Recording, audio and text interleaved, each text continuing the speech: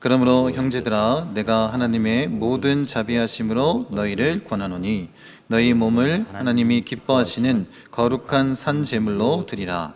이는 너희가 드릴 영적 예배니라. 요한복음 10장 10절입니다. 도둑이 오는 것은 도둑질하고 죽이고 멸망시키려는 것뿐이요 내가 온 것은 양으로 생명을 얻게 하고 더 풍성히 얻게 하려는 것이라. 아멘. 네. 이 말씀에 의지해서 우리 삶이라는 제목으로 하나님 말씀 함께 나누도록 하겠습니다. 우리 말씀 듣기 전에 옆에 계신 분들과 함께 인사하겠습니다. 새로운 인사말인데, 하나님은 하늘에 계시며 나와 가장 가까이에 계십니다. 하나님은 하늘에 계시며 나와 가장 가까이 계십니다. 이렇게 인사하겠습니다. 하나님은 하늘에 계시며 나와 가장 가까이에 계십니다. 한 번 더 인사하겠습니다. 하나님은 하늘에 계시며 나와 가장 가까이에 계십니다. 아멘. 네. 오늘 우리가 기스함교회 주간으로 모였습니다. 그래서 우리 사명선언, 우리 두 번째 키워드인 이 삶에 대해서 함께 나누는 그런 시간을 갖도록 하겠습니다. 우리 앞에 보시면 표가 붙어 있습니다. 예수로 행복한 우리. 네. 이 표가 사실 이 삶에 대한 부분에 그 의미를 고스란히 다 담고 있는 것입니다. 원래 처음 제가 부임하고 나서 표를 어떻게 정했냐면 복음 중심의 교회 그리고 예수가 생명인 우리였습니다. 원래는 그랬습니다. 네. 그래서 혹시 집에 가시면 우리 교회 명패 있잖아요. 그걸 잘 읽어보십시오. 그러면 복음 중심의 교회 그리고 예수가 생명인 우리로 적혀 있을 것입니다. 그런데 같은 의미예요. 사실은 예수가 생명인 우리나 예수로 행복한 우리나 같은 의미입니다. 근데 이제 새벽에 교회를 생각하면서 또 우리 성도님들을 생각하면서 기도하는데 저에게 주신 하나님의 마음이 무엇이었냐면 이 행복이라는 단어가 들어갔으면 좋겠는 거예요. 그래서 기도하고 결정했습니다. 그리고 표를 바꾼 거예요. 표를 어떻게 바꿨냐면 예수로 행복한 우리라고 그렇게 표를 적게 됐습니다. 그럼 제가 원했던 것, 또 하나님이 주신 마음은 무엇이었냐면 예수 믿는 것이 정말 행복하다라는 것을 우리가 삶으로 경험하고 또 그것을 전하는 그런 참된 그리스도인의 모습을 갖기를 원했기에 이런 마음을 주신 것 같습니다. 그래서 우리가 정말 예수 믿는 것이 진짜 행복했으면 좋겠습니다. 여러분 예수 믿는 것이 행복하십니까? 네. 여러분 믿는 자들이 행복하려면 어떻게 해야 될까? 세상이 주는 것으로는 만족할 수 없습니다. 지금 당장 어쩌면 만족감으로 우리에게 다가올지도 모르겠습니다. 그런데 세상의 것은 어때요? 끊이지 않는 갈증이 있습니다. 계속해서 더 채워지지 않으면 갈급해질 수밖에 없습니다. 그래서 인간들은 더 많은 것을 소유하려고 하고 또 그것을 갈망하고 또 그것 때문에 나중에는 절망에 빠지는 것 아니겠습니까? 그렇게 밑 빠진 독에 물 붓는 것과 같은 그 갈급함을 채우기 위해서 그렇게 이 세상의 것에 사로잡혀 살아갈 수밖에 없습니다. 여러분 육의 것으로는 우리가 만족함을 얻을 수 없습니다. 우리가 오직 믿는 자로서 그렇게 영적인 존재로서 살아가는 우리들은 이 세상의 것으로는 만족함을 채울 수 없는 것입니다. 그래서 바울은 이 구원의 은혜를 누리는 우리 믿는 자들에게 주어지는 그 특혜, 수혜가 무엇인지를 어떻게 고백하고 있냐면 말씀 보세요. 지금 서신서에 보면 바울이 첫 인사말에 계속해서 반복하는 내용이 있습니다.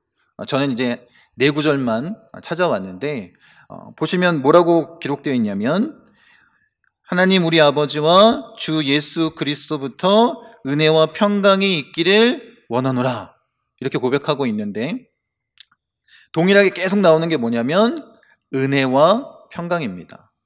다른 서신서들도 찾아보십시오. 그러면 인사말에 항상 등장하는 단어가 바로 은혜와 평강입니다.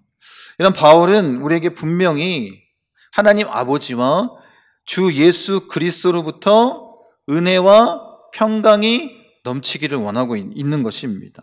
여러분 사실 이것이 예수님이 이 땅 가운데 오셔서 우리가 누리기를 원했던 삶의 모습입니다. 여러분 인간의 어떠함으로도 누릴 수 없는 그 구원의 은혜를 누가 주신 거예요? 하나님이 우리에게 주신 것 아니겠습니까? 예수 그리스도를 통해서. 그래서 그 구원의 은혜를 누린 자들의 특혜, 수혜가 무엇이냐면 바로 참 평강을 누리는 것입니다. 말씀 보십시오. 요한복음 14장 27절에 평안을 너희에게 끼치노니 곧 나의 평안을 너희에게 주노라. 내가 너희에게 주는 것은 세상이 주는 것과 같지 아니하니라. 너희는 마음에 근심하지도 말고 두려워하지도 말라. 주님이 우리에게 주시는 그 평강은 뭐냐면 세상이 주는 것과 다르다라는 거예요. 세상이 주는 그런 갈급함이 아니라 오직 예수 안에서 우리가 참 평안을 얻고 마음의 근심도 두려움도 사라지는 그런 평안을 우리에게 주시겠다라는 것입니다. 우리가 수요 예배 때 앞에 교회 김한기 목사님이 오셔서 말씀을 전해주셨습니다. 5년간 생존율이 그 1%밖에 되지 않는 완치가 가장 어려운 암인 이 췌장암 4기 말기 판정을 받으셨습니다. 그래서 6개월 정도 살 수 있다라는 의사의 소견을 들었습니다. 수술도 할 수 없는, 의사가 손댈 수 없는, 인간의 방법으로는 고칠 수 없는 그런 상태 아니겠습니까? 그러면서 이런 얘기를 하셨습니다. 보통 암 환자들이 이런 사형 선고를 의사에게 듣게 되면 처음에는 도저히 믿어지지 않고 그래서 어떻게 하냐면 분노하고 또 원망하고 이럽니다. 그러다가 결국에는 우울감에 빠져서 고통 가운데 있다가 맨 마지막에 가서야 이제 수용하는 단계가 된다라고 합니다. 그런데 여러분 한번 생각해 보십시오. 그렇게 다 진을 빼고 다 힘들어하고 그렇게 어려움을 다 겪은 다음에 그것을 수용하면 이 어려운 암을 이길 수 있는 힘이 남아 있겠습니까? 그런데 목사님은 그 얘기를 듣자마자 수용하셨다는 거예요. 진짜 하나님의 은혜 아니겠습니까? 그래서 하나님을 의지하고 하나님을 바라보게 됐다라고 전해주셨습니다. 그리고 마음 가운데 주님의 음성이 곧 고쳐주실 것 같은 그런 생각을 계속해서 주셔서 그런 믿음으로 나아가셨다라고 고백해 주셨습니다. 저도 걱정스러운 마음으로 여러 번 찾아뵙고 또 전화를 드렸었는데 만날 때마다 그리고 전화 통화를 할 때마다 너무나도 밝으신 거예요. 그리고 꼭 그 목사님이 만난 그 하나님에 대해서 한마디라도 저에게 더 전해주고 싶으셔서 그런 이야기를 나눠주시는 것이 참 감사했습니다. 그런 목사님의 모습을 보고 감명을 받았습니다. 그런데 사실 얼마나 걱정스럽겠습니까? 제가 이 걱정스럽다라는 것은 목사님 본인이 걱정한다는 게 아니라 주변에 있는 사람들이 어떻게 하냐면 다 걱정하고 있습니다. 그런 목사님을 보면서 은연중에는 걱정하고 있습니다. 특히 교우 가운데 이 암을 미리 경험한 분들은 더 걱정이 될 거예요. 왜냐하면 그렇게 열심히 살아가고 믿음으로 이겨내려고 한다 할지라도 결국에 어느 순간에 무너지는 순간이 온다라는 거예요. 그런 어려움을 다 겪기 때문에 이제 그게 더 걱정이 되니까 더 간절한 마음으로 내가 먼저 경험했던 것이기 때문에 더 간절하게 그 목사님을 위해서 기도해주고 마음도 나눠주고 그러는 것 아니겠습니까? 그런데 저는 이 목사님의 이 한마디가 참 은혜가 됐습니다. 자기는 지금 동굴에 있는 것이 아니라 터널을 지나고 있다는 거. 여러분 터널 잘 아시죠? 네. 어둡고 컴컴한다 할지라도 결국엔 뭐가 있어요? 밖으로 나아가는 그 빛을 향해서 걸어가고 있는 건 아니겠습니까? 지금 상황이 그렇다라는 거예요. 우리가 인생을 살아갈 때 그런 어려운 순간 내가 감당할 수 없는 고통과 고난이 역경이 다가올 수 있다는 것입니다. 그런데 거기에 주저앉아 있는 것이 아니라 어떻게 한 거예요? 빛을 바라보고 빛이신 하나님을 바라보고 함께 그 길을 걸어간다는 건 아니겠습니까? 여러분 그 말씀이 참 은혜가 되었습니다. 그리고 그 확신을 가지고 믿음의 길을 걸어가고 있는 그 삶의 모습이 더 감동이 되었습니다. 그러면서 우리에게 마지막으로 이렇게 말씀하셨습니다. 말씀 보십시오. 하나님이 우리에게 주신 것은 두려워하는 마음이 아니요 오직 능력과 사랑과 절제하는 마음이니. 그리고 나서 요한일서 4장 18절 말씀, 사랑 안에 두려움이 없고 온전한 사랑이 두려움을 내쫓나니 두려움에는 형벌이 있음이라. 두려워하는 자는 사랑 안에서 온전히 이루지 못하였느니라. 이 말씀을 하셨습니다. 여러분, 이 두려움은 세상이 가져다주는 두려움입니다. 그래서 결국 이 세상의 것, 육의 것을 좇는 삶을 통해 참 만족을 누리지 못하게 되고 결국엔 어떻게 된다는 거예요? 그 두려움이 형벌로 다가온다는 것입니다. 여러분, 그러나 이 두려움을 온전히 내어 쫓을 수 있는 것은 오직 하나님의 사랑 아닙니까? 하나님이 나와 함께 하셔야 예수님이 이 세상의 것이 아닌 세상이 줄 수 없는 참 평안을 우리에게 허락해 주셔야 우리가 그것을 이길 수 있는 것 아니겠습니까? 여러분, 사람의 힘으로는 불가능해도 하나님은 다 하실 수 있습니다. 여러분, 믿으십니까? 네. 우리가 그 믿음으로 주님 앞에 서길 원합니다. 여러분, 예수님은 그 사랑의 마음을 가지고 십자가에서 모든 고통을 다 당하셨습니다. 조롱, 우리의 인간이 겪을 수 있는 모든 고통과 아픔, 절망의 순간을 다 경험하시지 않았습니까? 그렇게 이 땅 가운데 육신을 입고 그렇게 처참하게 죽음을 맞이하신 이유가 무엇이겠습니까? 왜 그렇게 하셨습니까? 말씀 보세요. 요한복음 10장 10절에 이렇게 말씀하십니다. 같이 한번 읽겠습니다. 도둑이 오는 것은 도둑질하고 죽이고 멸망시키려는 것뿐이요 내가 온 것은 양으로 생명을 얻게 하고 더 풍성히 얻게 하려는 것이라. 예수님이 그렇게 십자가의 고통을 당하시고 성육신하신 그 목적이 뭐냐면 우리에게 더 풍성한 생명을 얻게 하기 위한 거라는 거예요. 이 풍성한 생명, 영생, 이 세상이 줄 수 없는 참된 평안, 예수 안에서 참 행복을 누리게 하기 위해서 오셨다라는 것입니다. 여러분, 그렇게 우리가 지금 예수 한 분만으로 만족하는 삶을 살게 하시기 위해서 주님이 오셨다라는 거예요. 죽음의 두려움까지도, 인간이 가장 두려워하는 것 그건 아닙니까? 그 모든 것들까지도, 이 세상에 주는 그 모든 염려, 근심, 걱정, 이것을 다 없애주시고 오직 주 안에서 참 평안, 참 행복을 누리고 참 승리를 얻게 하시기 위해서 예수님이 오셨다는 거예요. 여러분, 정말 예수님의 그 평강을 누리고 계십니까? 예수님만이 주실 수 있는 참 행복을 누리고 사십니까? 아니면 아직도 세상 염려와 걱정과 두려움으로 형벌이 놓여 있음을 알지도 못하고 홀로 세상을 이겨보겠다고 그 극심한 이 채워지지 않는 정욕, 그 갈증과 함께 몸부림치며 그렇게 살아가고 계신 것은 아닙니까?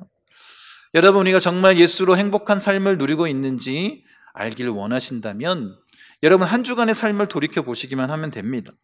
우리가 두려움에 허덕이는 삶을 살았는지 아니면 주 안에서 참 평안, 행복한 삶을 살았는지를 여러분 스스로 점검해 보시기 바랍니다. 여러분, 예수님은 우리가 참 평안을 누리는 이 행복한 삶을 살기를 원하십니다. 그리고 우리에게 전하신 그 복음의 핵심이 뭐예요? 하나님 나라의 복음을 선포해 주셨습니다. 그 천국, 하나님의 통치가 온전히 이루어지는, 그로 말미암아 참 평안을 누릴 수 있는 그 나라, 그것이 바로 복음 아니겠습니까? 여러분, 그래서 이 복음이 뭐냐면 예수로 행복한 삶을 살 수 있는 핵심인 거예요.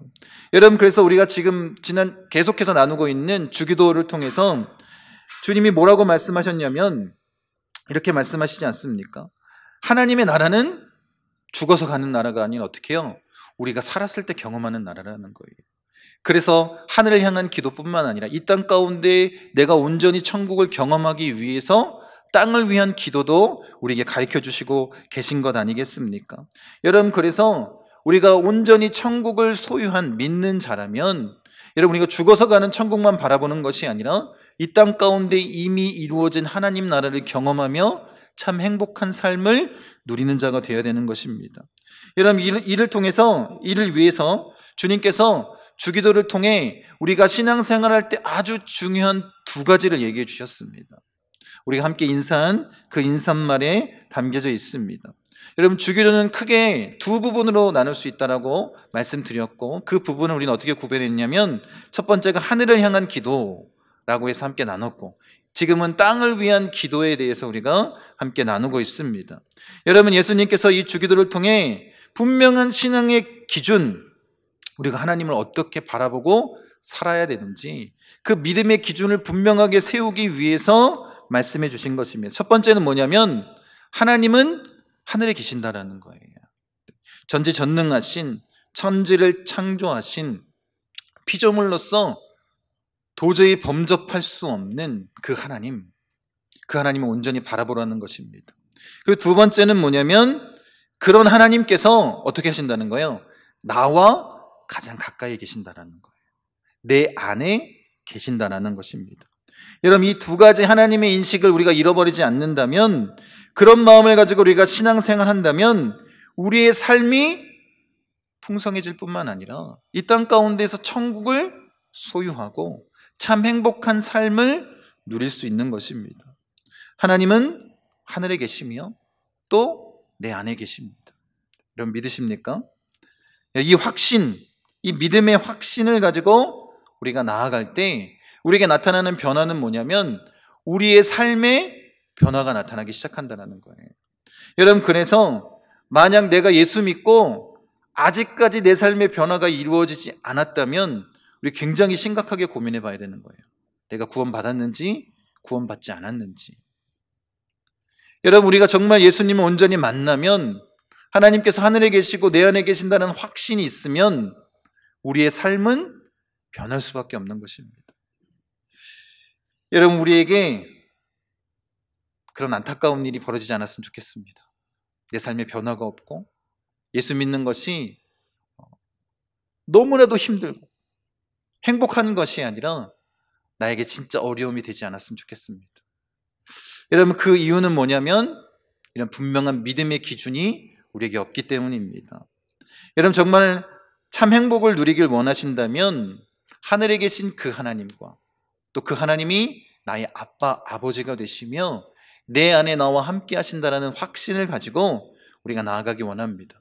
그렇게 믿음을 스스로 확증해야 되는 것 아니겠습니까? 그래서 로마서 8장 9절에 이렇게 말씀합니다. 같이 한번 읽겠습니다. 만일 너희 속에 하나님의 영이 거하시면 너희가 육신에 있지 아니하고 영에 있나니 누구든지 그리스도의 영이 없으면 그리스도의 사람이 아니라. 뭐라고 말씀하고 계세요? 누구든지 그리스도의 영이 없으면 그리스도의 사람이 아니라 라고 말씀하시지 않습니까? 여러분, 내 안에 계신 그 하나님에 대한 확증이 우리에게 없으면 우리는 아무것도 아닌 존재가 되는 것입니다. 여러분, 우리의 신앙생활의 척도를 알 수 있는 부분이 뭐냐면 바로 그래서 이 삶에 대한 부분입니다. 내 삶이 정말 예수 안에서 변화되고 있는지, 그래서 예수님 때문에 참 행복한, 참 평안을 누리고 있는지. 여러분, 저 멀리 계신 하나님이 아니라 내 안에 계신 하나님이기 때문에 우리가 변화될 수밖에 없는 것입니다.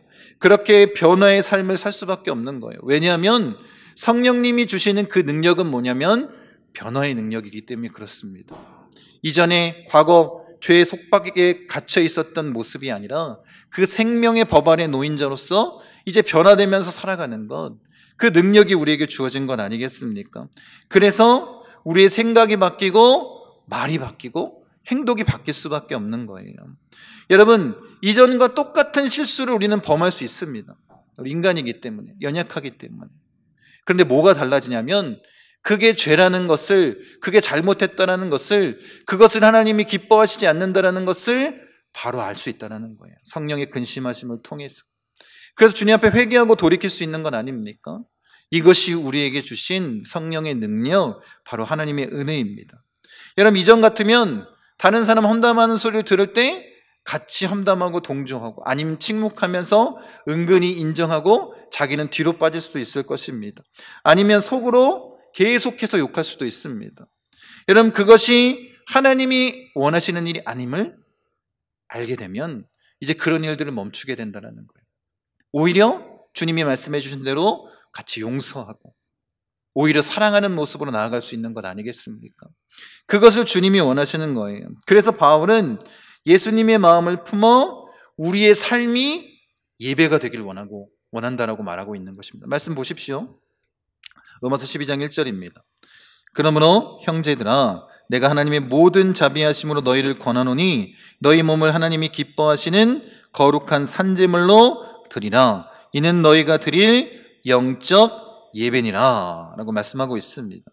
여러분, 우리가 예수님을 닮은 모습으로 살아가는 것, 그 거룩함을 닮아 나아가는 것, 이것이 예배 아니겠습니까? 여러분, 그래서 예배는 이렇게 주일날 성전에 나와서 드리는 것만이 예배가 아니라 우리의 삶으로 온전히 하나님 앞에 나아가는 것, 그것이 예배가 되는 것 아니겠습니까? 여러분, 지난주에 우리가 회개에 대한 부분을 통해 나누었습니다. 여러분, 우리가 믿는 자로서, 구원받는 자로서 그 죄의 의미가 뭐예요? 구원받은 은혜를 온전히 누린 자로서 마땅히 행해야 할 그 일을 행하지 않는 것이 죄라고 우리가 그렇게 정의하지 않았습니까? 여러분, 정말 구원의 은혜를 우리가 받았다면 이제 우리가 예수님을 닮은 모습으로 살아가는 것, 그것이 마땅히 우리가 해야 될 일 아닙니까? 그러니까 회개는 엄밀하게 따지면 이것에 대한 회개인 거예요. 내가 예수님을 닮지 못한 그 모습에 대한 회개를 해야 된다는 것입니다. 여러분, 한번 생각해 보십시오. 여러분, 한 주간 삶을 한번 돌이켜 보십시오. 정말 여러분의 삶을 예배로 드리고 있습니까? 그렇게 예수님을 닮기 위해서 몸부림치셨습니까? 그리고 그러는 모습이 나타나지 않았기에 눈물로 회개하셨습니까? 여러분, 주님이 원하시는 삶은 이런 거룩함으로 나아가는 것인데, 이 거룩함은 다른 것이 아니라 세상과 구별된 예수님을 닮은 모습으로 우리가 나아가는 것 아니겠습니까? 그래서 예수님을 닮은 모습으로 살아가는 것, 이것이 바로 삶의 예배, 영적인 예배, 가장 합당한 예배 아니겠습니까? 여러분, 그런 모습으로 우리가 나아간다면 우리가 예수로 행복한 삶을 누리지 않겠습니까? 그걸 주님이 원하시는 거예요. 그래서 우리를 구원하셨고 그 구원의 은혜를 베푸셨을 뿐만 아니라 우리에게 참 평안을 허락하신 것 아닙니까? 그렇게 천국을 소유한 자로 살아가기를 원하시는 것입니다. 우리 그 기싸움교회의 사명선언문 두 번째 삶의 내용을 같이 한번 우리가 외쳐보도록 하겠습니다. 함께 외치겠습니다. 복음을 살아내며 삶 속에서 거룩한 산 제물로 영적인 예배자로 예수님과 동행하며 참 생명을 누리는 예수로 행복한 삶을 살겠습니다. 아멘. 여러분, 우리가 복음의 진리를 깨달았다면 이제 어떻게 해야 될까요? 그 복음을 살아내는 것이 마땅히 구원받은 그리스도인으로서 해야 될 일인 것입니다. 여러분, 여기에 복음의 진리를 모르는 사람이 있나요? 아무도 없지 않습니까? 그렇다면 이제 우리가 마땅히 해야 될 일은 뭐냐면 그 복음의 진리를 살아내는 거예요. 우리가 복음의 진리대로 살지 못했다면 우리가 회개해야 되지 않겠습니까? 여러분, 우리를 구원해 주신 그 하나님의 놀라운 그 은혜의 감격을 온전히 누렸다면 이제 복음의 능력을 가지고 우리가 살아가는 것입니다. 그 십자가, 부활, 승천, 강림, 재림의 역사를 온전히 이 땅 가운데 믿고 나아가며 그 믿음을 이 땅 가운데 나타내는 것, 그것이 우리가 해야 될 일 아니겠습니까? 그렇게 우리의 삶에 이 땅에 진정한 하나님의 나라, 하나님의 통치가 이루어지는 삶을 살아가는 것입니다. 그렇게 예수님을 닮기 위해 몸부림치며 주님과 가까이 서서 걸어가는 것, 그렇게 주님과 동행하는 삶을 살 때 세상이 줄 수 없는 참 행복한 삶을 우리가 누리는 것 아니겠습니까? 여러분, 우리가 이 인식의 끈을 놓지 않아야 되는 것입니다. 여러분, 우리가 하나님과의 관계가 회복되었다면 그것이 구원의 첫 번째 하나님께서 이루신 일 아닙니까?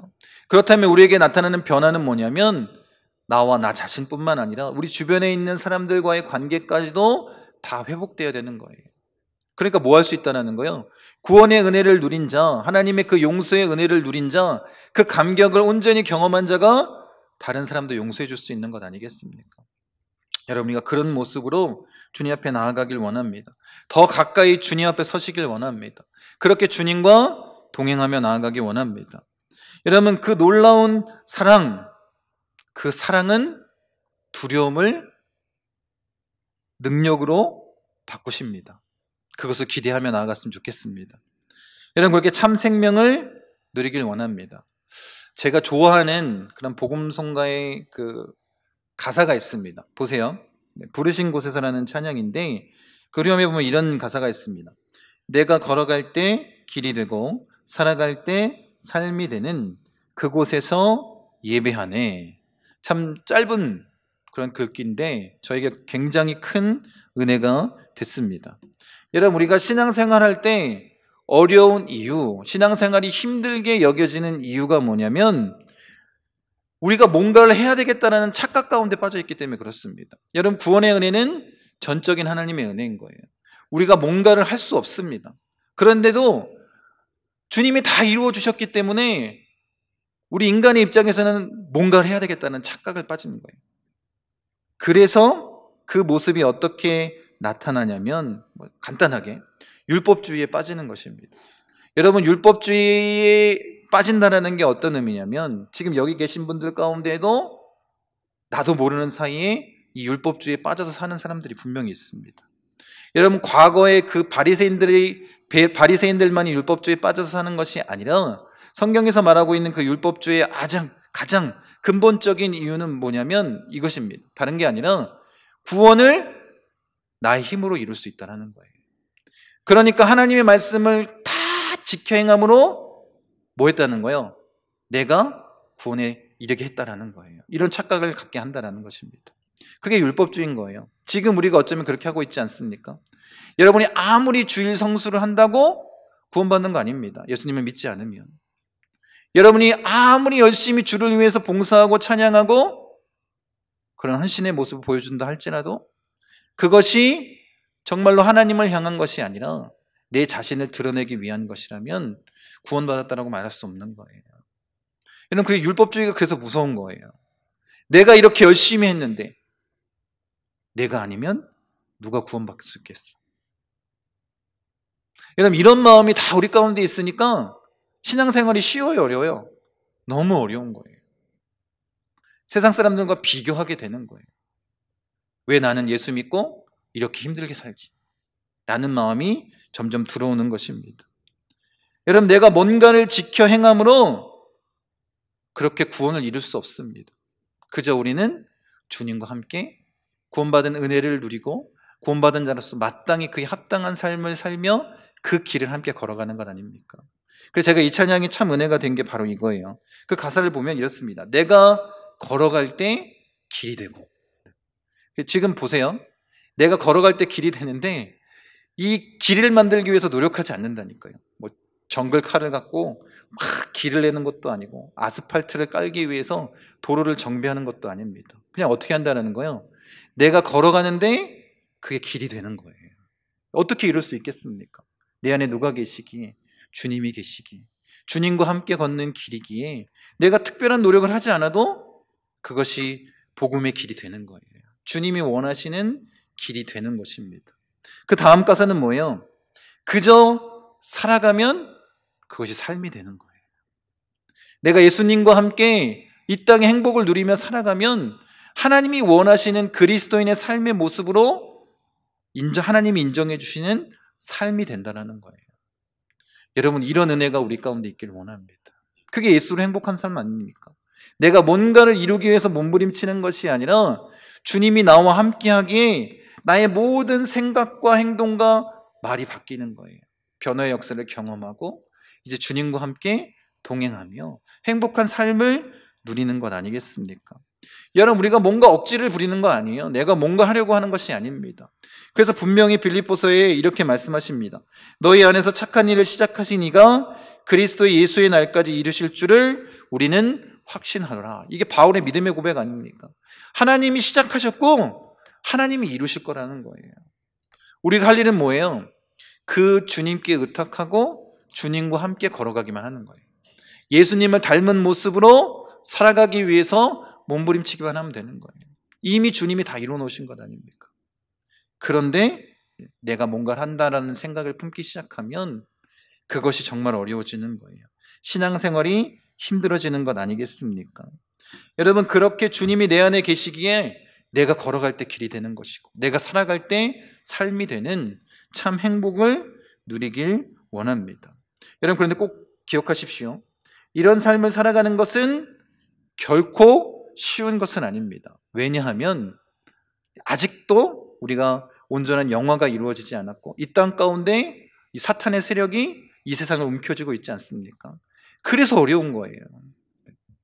여러분, 그렇기 때문에 주님이 이 땅 가운데서 천국을 온전히 경험하기 위해서 성령 하나님을 통해서 우리에게 주신 게 뭐냐면 교회라는 거예요. 혼자 하기가 어렵기 때문에 그런 것입니다. 그래서 지금 우리가 꿈꾸고 있는 길쌈교회를 통해서 참 행복한 삶, 그 천국을 경험하기 원합니다. 그렇게 서로가 서로를 위해서 중보해주고 주님의 마음으로 사랑하고 한마음 되어 아름답게 하나님의 교회를 이루어가며 그 천국을 경험하길 원합니다. 여러분, 그래서 우리가 꿈꾸고 있는 길쌈교회가 온전히 이루어지면 굉장히 큰 능력을 나타냈을 것입니다.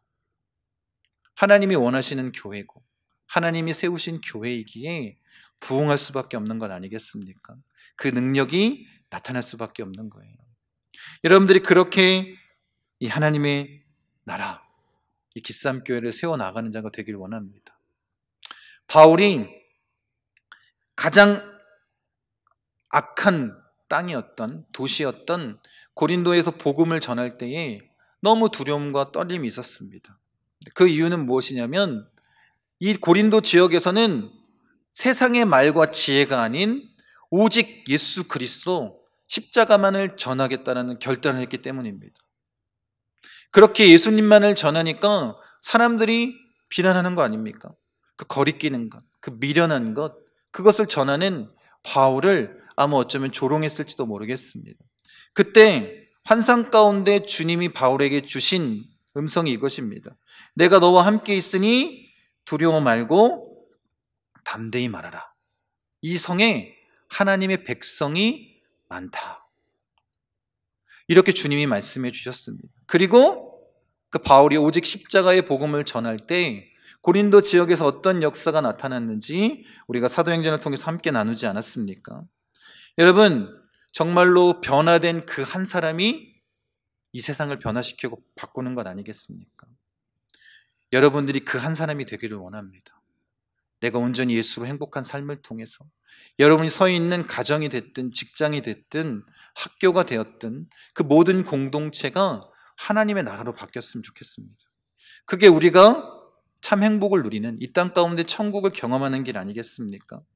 여러분, 그런 삶의 모습으로 나아간다면 무엇이 두렵겠습니까? 그래서 여러분 이런 말씀 많이 들어봤죠?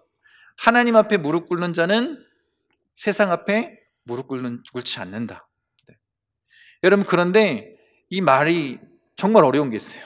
그게 뭐냐면 세상에 무릎 꿇는 것은 굉장히 쉽습니다. 뭐가 어려울까요? 네. 하나님 앞에 무릎 꿇는 게 어려운 거예요. 그게 안 되니까 어떻게 살아요?